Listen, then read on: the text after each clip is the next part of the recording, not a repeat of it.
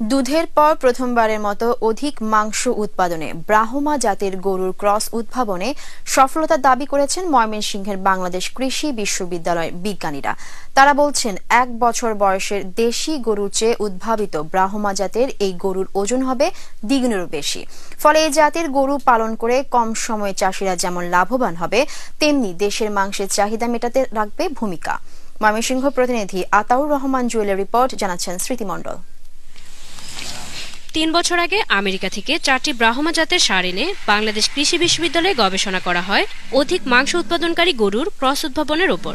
Animal breeding and genetics বিভাগের অধ্যাপক doctor Azharul হক গবেষণা শেষে দাবি করেন, ১ বছর বয়সের দেশি গরু ১০০ থেকে ১৫০ কেজি ওজন হলেও নতুন ব্রাহ্মা জাতের এই গরুর ওজন হবে কমপক্ষে ৩০০ কেজি। ১ বছরে প্রায় ৩০০ কেজির মতো ওজন আমরা পেয়েছি মাঠ পর্যায়ে, যেখানে দেশি গাভীর বাচ্চার থেকে যে ওজন হয় সেটা হলো ম্যাক্সিমাম ১০০ থেকে ১৫০ কেজি পর্যন্ত হতে পারে। গবেষণায় অংশ নেয়া ডক্টর আজহারুল হকের সঙ্গীও দাবি করলেন, এই জাতের গরুর মাংস দেশি গরুর মতোই স্বাস্থ্যসম্মত। ব্রাহ্মা জাতের গরু পালন করলে কৃষকরা লাভবান হবে, তারা আর্থিকভাবে লাভবান হবে, দেশও উপকৃত হবে।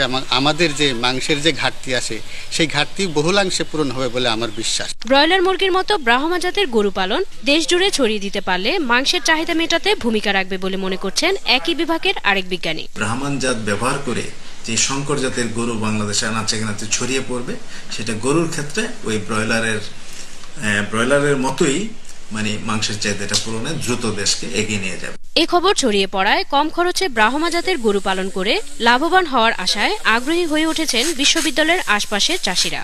৮ মাস বয়সে আমার এই বাছুরের ওজন হয়েছে ১৭০ কেজি।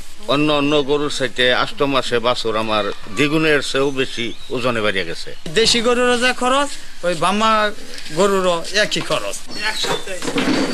ডেস্ক রিপোর্ট, ২১শে টেলিভিশন।